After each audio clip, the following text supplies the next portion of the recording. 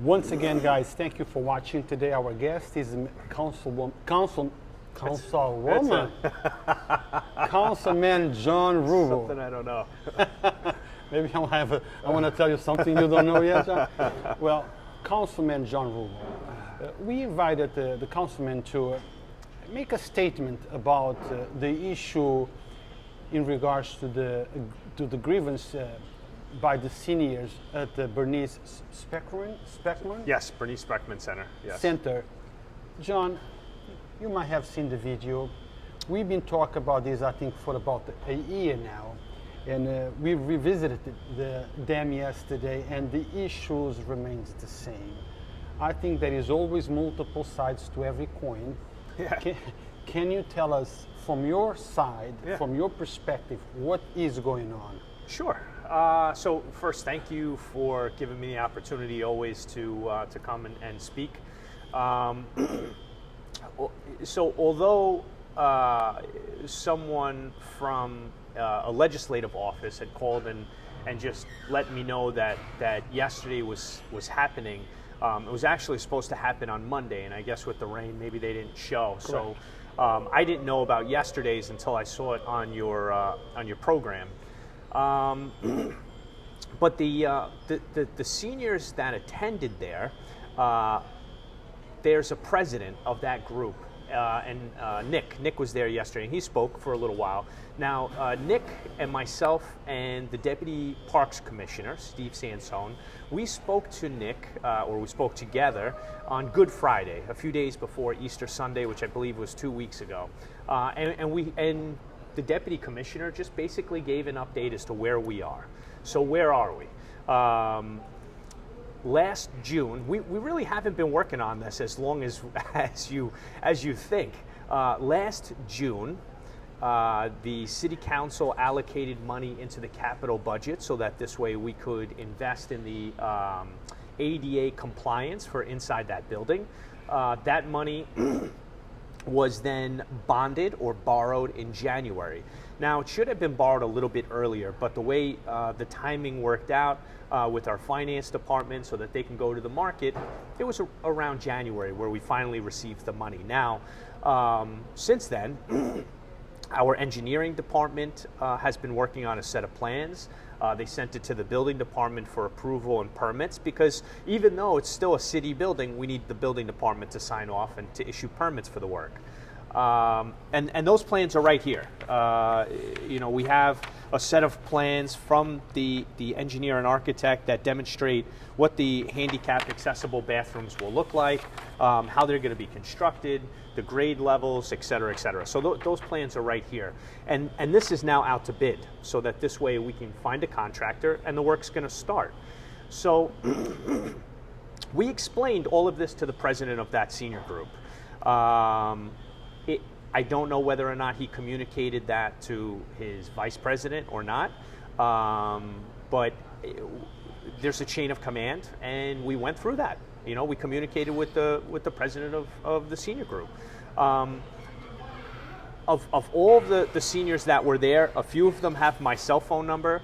We've spoken while we've been discussing this topic. I did not hear from anyone to say, "Hey, John, where are we in the process?" No one inquired about where we are in the process, but we have provided updates to the president of the group, and we hope that that's disseminated. No, John, I heard that I asked them that very specific question. Mm-hmm. Have you contacted the councilman in regards to your issues, and what did he say? And most of them unanimously said, yes, we have contacted him, but he doesn't reply. Right. Well, then I don't normally call people liars, but that's not true. One of the women that were there yesterday has my cell phone number. Janice has my cell phone number. Any single one of them could have called me.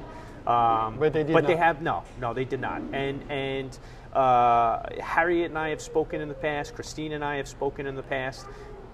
They have my telephone number.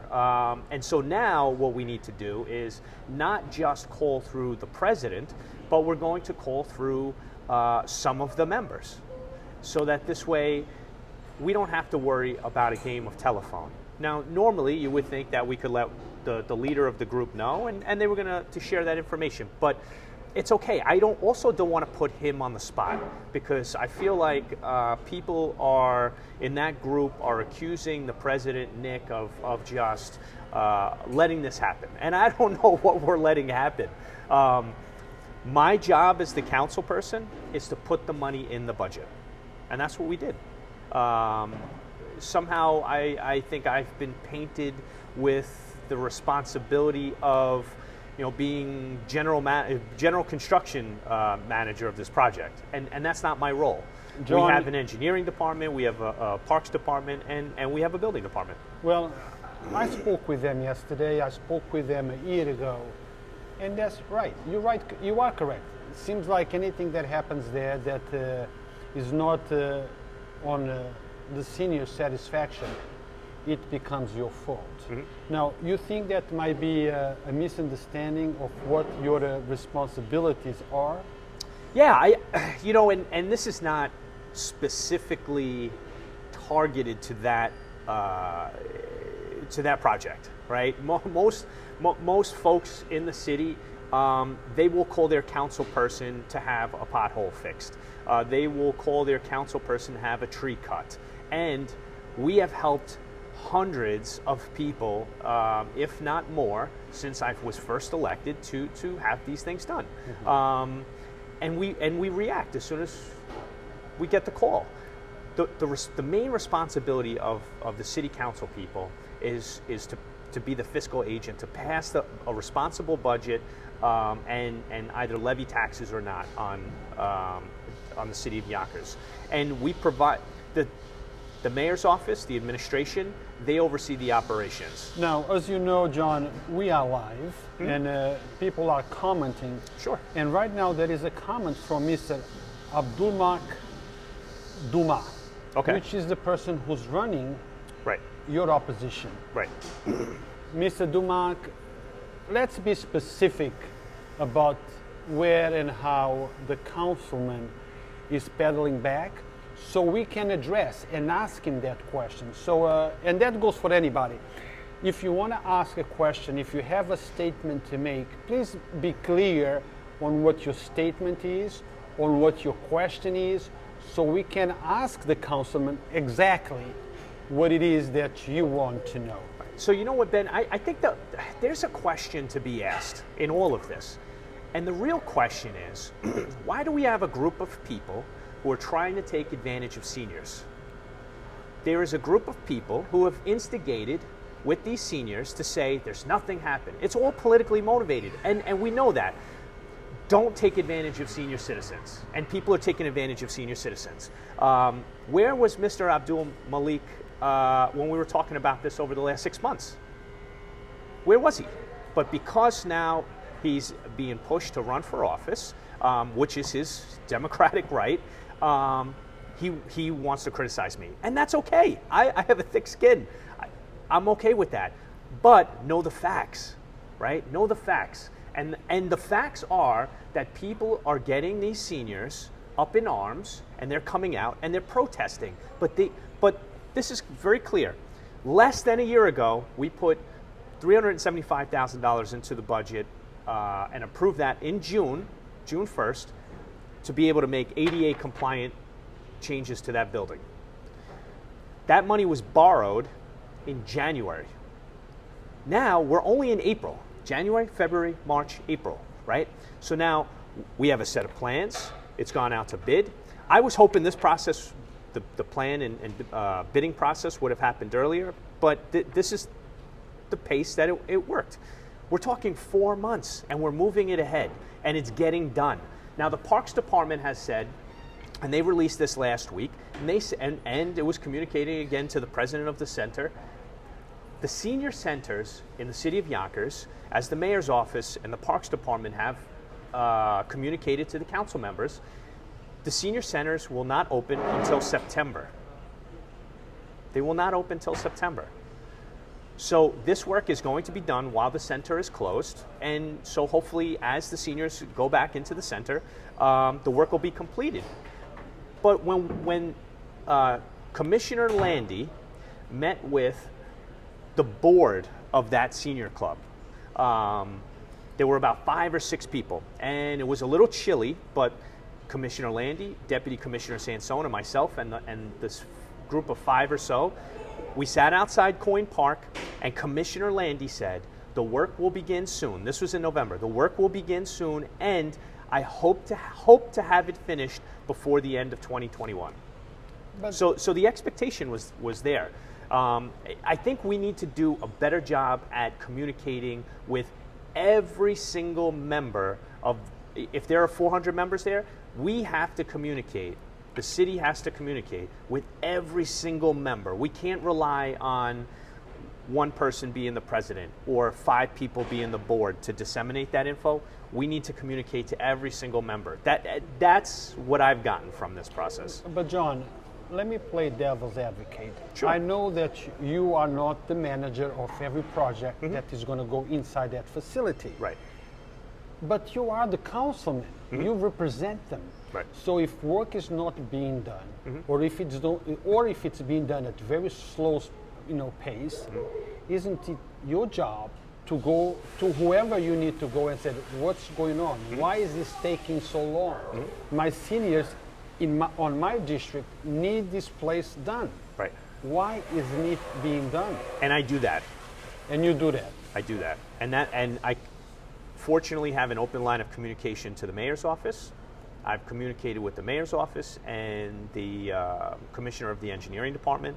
The commissioner of the engineering department who printed these plans out for me today, and he explained and has over the last few weeks where we are in the process, how things are moving forward, and that they are getting done. In addition to this, I'm also closely communicating with the commissioner of the engineering department on a Yonkers Avenue streetscape. We put that money in the budget last year as well, where if you notice around the city, you have these beautiful decorative lamps and new sidewalks and benches. And so we're investing $1 million to do that finally to Yonkers Avenue. A promise that I made 4 years ago, and something I wanted to see done. Now, John, one of the things that they were upset with yesterday was that, where is John? We need to speak with him. Okay, and I agree, having an interview with you separate from them, or having an interview with them separate from you, really leaves a little bit of stuff that might be lost in translation. Sure. Would you be interested in talking to them? Go there and say, listen, this is what I've been doing, this is where, or the reasons why the work has not been done, so they can hear you and you can hear them. Sure. Would you be interested in that? I am always interested in communicating with them. In person? With the scene. Of course. And like I said, the deputy commissioner and I called the president of this club. We explained to him exactly where we were in the process. So we are communicating. If the entire group wants to get together, I'm more than happy. But what I won't allow is I won't allow instigators from outside that group to come in and try to push these people together. You know who they are, Ben. I know who they are. I have no idea who they are. I was going to ask you, who are they? They're the folks who call you to get you to come and film the seniors. And it's unfair because the seniors say they don't need a senior advocate. In the Parks Department, we have a full-time staff person who works with the seniors. She didn't get a single phone call about this project. Not a single phone call. Lisa did not get a single call about where are we in this project. My office has not gotten a single phone call about where we are on this project. We have proactively reached out to the president to communicate that. Why are they going out on TV? Why are they going out? It's politics. And it's sad that we have a group of people who are trying to wrangle up a group of seniors during a pandemic and bring them out there for political reasons. This is what I'm hearing. I'm hearing that you are telling me that there is a group of people taking advantage of seniors for political reasons. Is that what you are telling me? Absolutely. And some of them were there yesterday on your program. But I have to make it clear that I go to any place where I am invited. Every time every time you have called me, absolutely, I'm there. Every time there is a community event, I'm there. Right. You're more local than local news gets. John, thank you. You said it, I didn't. Well, I'm there for when the community needs me, okay? And I go to everywhere where I am invited. Right. Okay. But I'm here now, okay? And we would like you to articulate what needs to be done. Look, I have a comment here from Juanita Gamble. I don't know who she is. You might. She's saying, why September? They should open it now so the seniors have something to do. I'm not saying that I'm in agreement that the senior centers wait until September. I'm not saying I'm in agreement with that. I do think they should be open sooner. And just last week, I communicated that to the administration. I hope that there is a way to open them sooner. My recommendation in my email to the administration was, look, that building in particular is a large building with many windows and doors. The windows and doors can be opened for cross ventilation. And if we need to make sure that our seniors are vaccinated before they come so that they're safe, we should take every precaution possible. I agree. I think people need a place to go. All of the exterior exercise and programming and all of these different things in person, outdoors, are still happening. But realize that these buildings are not closed only to senior citizens. Because for example, at Coyne Park or Bernice Breckman Center, we have a group of children who use that facility, Little Learners it's called. And they've been outdoors. All of their programming is outdoors. They're not inside right now. It's not my call. I will advocate to get the centers open, as soon as possible. But right now, there's no municipality in Westchester County and this is the message that was sent to me by the Parks Department. Out of 46 municipalities, no one has a senior center open right now. So this is nothing that is exclusive to Yonkers. No, Yonkers not at all. Or that center. Right. And do the seniors understand that? Have you spoken to anyone? Has the person who you say is the liaison between the seniors and the city hall explained that to them, that this is not exclusive to this particular center? So we explained this to the president of that particular organization. I don't know yet, and I will get an answer as to whether or not a letter has gone out to all of the members of these senior groups, because it should. We should send a general letter out. If it's 1,000 seniors across the city who use our centers regularly, let's send out a letter to them. We have their contact info, and let them know that out of precaution, we are not yet opening the senior centers or community centers, and let them know why. This question comes from Caroline Elizabeth Marie. Okay. Ask him if the center is breaking any federal law. No. And I've explained to her that she better be careful with claiming that, and because she's not claiming, she's asking. But has claimed in the past that it breaks federal ADA compliance. Because because at one time, one of the seniors wanted to get a lawyer to come in and say that it was not in compliance. And then the center is completely closed until this work is finished. And I don't think that's what we want to do. For 30 years, that center has existed the way it is, with seniors going in and out. There are some tripping hazards that they've tried the Parks Department has tried to fix a bit. Things that'll be addressed here in these upgrades, but it is not in violation to have that building open to the public. But it's not open. It's not open, but in terms of ADA compliance, it would not be in violation. Exactly. Okay. Now, but we still have the COVID situation going on. Yeah. And hopefully all the seniors there have been vaccinated. Right. Okay. They're all eligible for the vaccine. Right, right. By now they should all have had the second shot. And they can go to the Armory. They can go to Lee Mack Pharmacy on McLean. They can go to Grassy Sprain Pharmacy. Some of the physicians around the city are offering vaccines. And through the Office of the Aging, you can get a vaccine at home if you're eligible. It's a program that Office of the Aging and Kelly Chiarella has rolled out with a not-for-profit organization to distribute 500 vaccines. And they went through the 500 like this. A lot of them were in my district. I was able to provide some names. Some of the seniors who go to the center were on that list. And so, we need to get people vaccinated. And it's an easy. Now I got the Johnson & Johnson vaccine. So you did? Yes. Oh, John. So, but that was about a week ago. So I'm okay. Thursday was rough. It actually felt worse than when I had COVID. I didn't have the chills and body aches the way I did after like I did the vaccine. But by Friday, I felt like you, like $1 million. So, yeah. But we need to make sure people are vaccinated, and if we can do that, and with the right protocols, I think maybe we can get these centers open before June. But that's my position to advocate for that, and I already have, and I'll continue to do so because I know it's important to get inside. So, seniors, we are going to move to a different subject.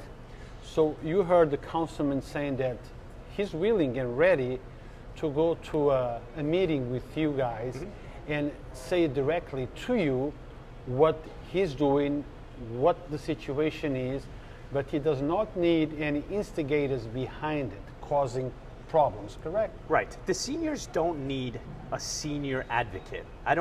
We have Lisa McKay in the Parks Department. We have Kelly Chiarella in the Office of the Aging.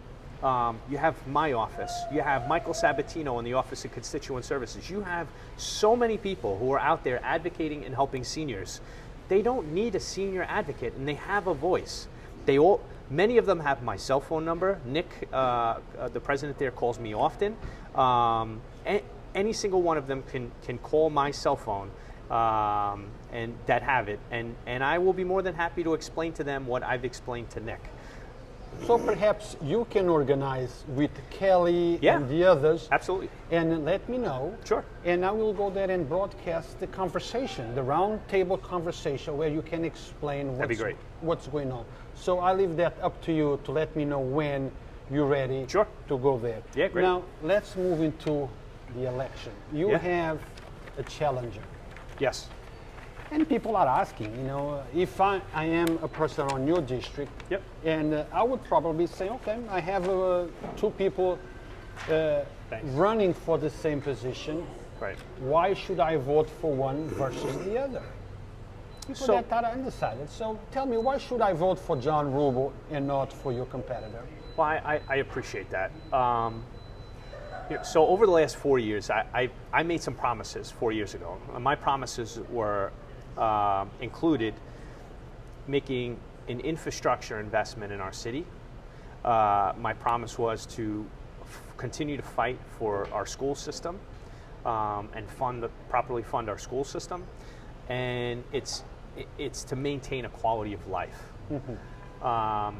So how do we do that? In my first or second budget, we set aside a record amount of money for paving our city streets around the city. And in my district alone, we have about $1 million. And so, I'm telling you. oh, you're calling me? And so that's little John. It's the next politician? Maybe. But, $1 million will only go so far. So we wanted to be innovative. And this is where we were able to take this money. We were able to stretch this money so far where you can only pave so much with let's say $500,000. So I took $500,000 of this money, of this million, and we're doing a micro surfacing program. So what that means is instead of going in with the big machines and milling the street and then repaving it, you take a city street, you fill in the cracks, and then you could put this good solid layer of asphalt over it. This will last us 10 years. And with that $500,000, you could do 5 times as many streets with it. So that's the type of infrastructure investment that we've made. Plus the $1 million that I was just telling you a little earlier about on Yonkers Avenue, where we're going from Yonkers Avenue as far up as Orient Street and Page, where we're going to have decorative lighting and new sidewalks and benches, and we're making this new investment into Yonkers Avenue. In addition to that, as you could see, we've made almost a $600,000 investment inside and outside at Coyne Park. And this year, I'm going to continue to work on making these infrastructure investments. I was one of 6 council members to vote on the largest increase in school aid funding of all time. We sent $12 million in 1 year. $12 million. Normally, $1 million goes $1.5 million in terms of increased aid from the city to the schools. In 1 year, we sent $12 million, and that's recurring. That's going in there every single year from the city to the schools. And now, fortunately, as we come out of the pandemic and having good, strong state legislators fighting for us and going up to Albany every year and telling them we deserve our share, we now have almost $31 million and almost all of it recurring coming down from the state. So we're funding our schools. One of the other things I'll mention before I like you know, I could talk forever, but one of the things in the schools that I fought for 2 years ago is there was a payment from the Board of Education to a city department in order to maintain our Board of Ed building. So I was able to negotiate rerouting that money, $750,000, into JV sports. And Gary Pretlow said this the other day. He said, you know, sports and the arts and music, this is the icing on the cake. You know, the cupcake is and the cake is education. It's reading, writing, and arithmetic. He said, but the sweet part, which I thought was a really good analogy, the sweet part is the icing on top. And so that's what I was fighting for. I wanted to make sure we could put JV sports back, because this is an outlet for so many of our kids, you know, is to be able to excel in sports. So we've had this infrastructure, we've had the investment in our education, and I want to continue to do more. I've advocated for millions of dollars to be properly spent, you know, not just go out there and spend money, but to be properly spent and invested in our community. And I hope that the people of the 4th District realize that, and I want to continue to fight for them. What about taxes? What's going on?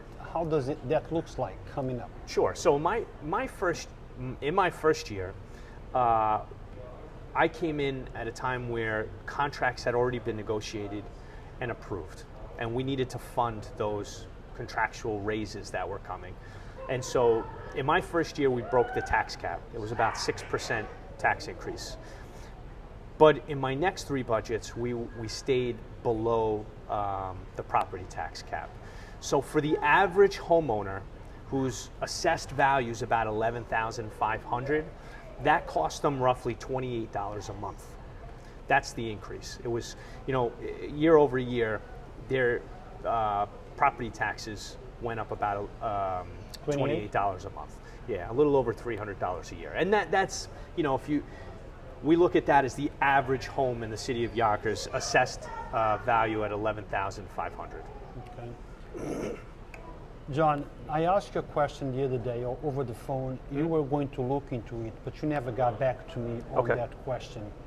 You know, I understand sometimes you get busy, things, you know, get distracted about other subjects, but we need to talk about it now. It's a pandemic that is hitting Yonkers badly. Mm-hmm. And other municipalities around Yonkers, which is fentanyl. Yes.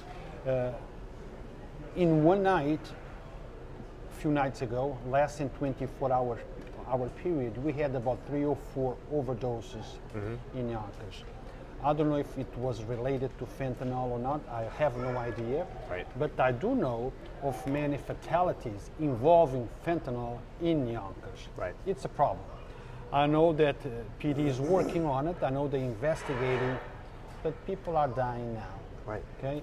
People are dying, and the people in Yonkers, they want answers. Parents are afraid. You know, they're afraid that their daughters might go somewhere, they have a headache, take this pill, and the pill might be laced with fentanyl. Right. And a life might be ended, as possibly happened with Olivia Green on Easter Day. Right. On your district, I am told, not long ago, there were 9 fatalities or 9 overdoses. I'm not sure which one. You were going to look into it, did you? I did, and I did not get the answer. I happened to be next to someone in City Hall, and I showed them your text, and they said they were going to find out. And I will get you the answer. It wasn't reported to me that there were 9 fatalities. No, I'm not excuse sure. me, overdoses. I don't know if were fatalities or overdoses. Okay, Okay, but I I don't will know. I will work on getting that for you. I mean, drug abuse is an issue. The topic of fentanyl is something that our police department, I know for a fact, they're looking at and working Yes. on. And I think our police department has done a very good job at managing through the last year or so. Okay, good. I'll say hello to him. Good. Go see Daddy. Go see. I'm sorry. Go see Dominic. Go ahead. All right, I'll hold it. No, put it on. Okay. Put it on now. Okay. Here. Little John is giving Big John. He's giving me the direction. So here. You know who's the boss now. Johnny knows. Dominic knows how to turn it on. We're going to pick up cleats and baseball equipment after, so I brought them down early. But it's a serious topic, and I know that one of our very active community liaisons spoke to Congressman Bowman about this topic just a few days ago, and she was explaining how he sees it as a real priority. So we are looking at it and working on it, and I know our police department is. And that's another one of the things that we did. One of the first things I did when we came in, and I'm sorry we haven't really seen this come to fruition yet. I understand that it takes a long time to get through the courts, but we filed a lawsuit in federal court over the pharmaceutical companies and what they were doing to our communities by almost giving these drugs out like candy. And so, like other municipalities, Yonkers entered into a lawsuit at the time. Councilman Sabatino and I, as a Democrat and Republican colleagues, we said at the time, listen, we got to work on this, and something we wanted to try to combat. So we have spoken with Mayor Mike Spanum about having a sit down and an interview to discuss the fentanyl issue. Okay. We have also contacted the Yonkers Police Department, Yonkers Police Commissioner, for an interview, possibly a sit down between with the mayor and the commissioner to talk about these, so they can tell the community what's going on, what's being done, what can the community do. Give us any information, because people are panicking. Right. This is happening more and more. I know the police is working on it, but the people need to know what's being done, what are the signs, what people need to look at. Right. So all those information. So in due time, we will have that interview soon. Right. Well, and like you said, people may be going and have a headache and they take a pill from someone. So it's important. Just be cautious. Don't. Right now, I know it's difficult, and there are people out there with substance abuse problems, and that's what we have to combat. But if you're home, take it from the Tylenol jar, or That's it. I know it's difficult. Or take the handle the headache until you get home. Right. John, on your district, what are the things that you see as priority ones? Things that need to be addressed immediately, things that cannot wait Right. and needs to be tackled. So one of the things that's incredibly important to me is cleanliness. You know, I look at perception as reality, and I believe that a clean, safe community is a clean, safe community, and people feel, you know, they feel that, and they have more pride in their community. Our police department does a fantastic job. I have a really great relationship with the commanding officers of the 2nd Precinct. They are always responsive and quickly, and they've been, you know, great partners to be able to work with.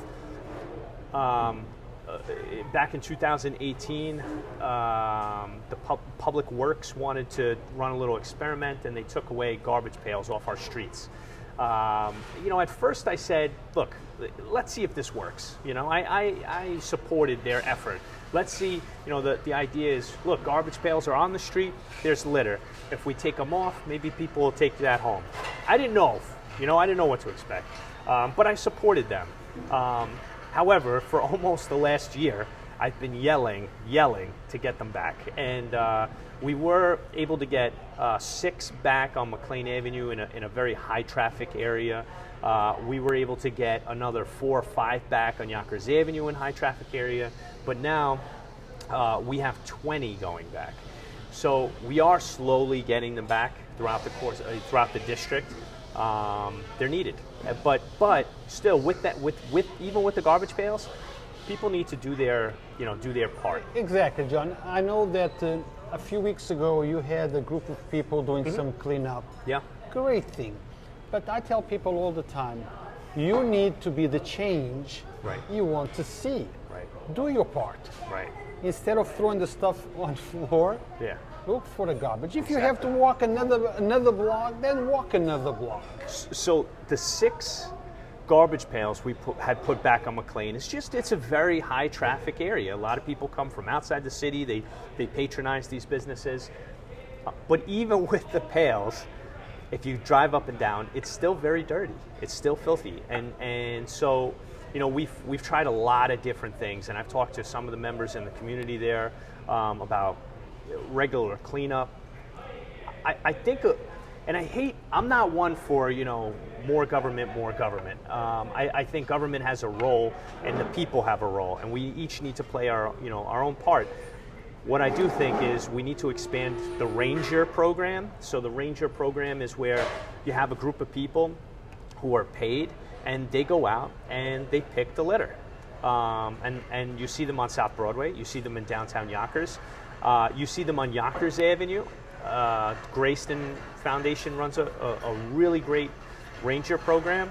I think we need a Ranger in our very high traffic areas like McLean Avenue, like Yonkers Avenue, just to, you know, help do a little more. If somebody wants to get involved in that, how do they get involved? Do they call your office? Do they reach out to you through social media? How do they reach you? Well, so we have a handful of people who are very active and who want to who want to help, right? So they're coming out and they are volunteering their time on the weekends to help us go out and do these litter cleanups. We would need to make sure that we can expand the Grayston program. That's something that I've been looking into to see if there's enough grant money that we can expand it and get, you know, the Rangers to work in other parts of the city. So to answer your question, right now there's really nowhere to reach out, but if we can expand the program, follow me on social media or on my emails and my newsletter rather, and I'll make sure people see the information. Now, John, we just lost a great rapper, to those who enjoy rap. Yeah. But he was a Yonkers native. Yeah, he grew up here on School Street. Right. Lots of people look up to him. Do you have any few words for those that are feeling sad for our loss? Yeah, you know, anytime someone like that is able to succeed and you know, you feel a sense of pride, whether it be DMX or Mary J. Blige or John Voight or anyone who, or Steven Tyler from Aerosmith, right? They walked through our school buildings, they walked on our streets, and they were able to achieve fame. And so, yeah, it's very sad to see what happened to Earl Simmons and DMX. And you know, I remember getting the first phone call that you know, of what happened, and he was going to the hospital from a member of the community, and I could hear how upset they were. And yeah, it's a loss. It's a loss, you know, to the music industry and a loss to Yonkers. So guys, today at 7 o'clock, we are going to have another vigil organized by South Yonkers Beat, Lincoln Park, Right. intersection of McLean Avenue and South Broadway, 7 p.m. So show up there. Right. And don't forget, tomorrow we have another great interview with Crystal Swasso, who's running for 2nd District Council, 2nd District. Again, guys, Yonkers Voice does not endorse or oppose any candidate. Our interest is to keep you informed so you can make an informed decision on who deserves your vote. John, thank you for your time. Thank you always. And we will talk again pretty soon. Thank you. Thanks, Ben.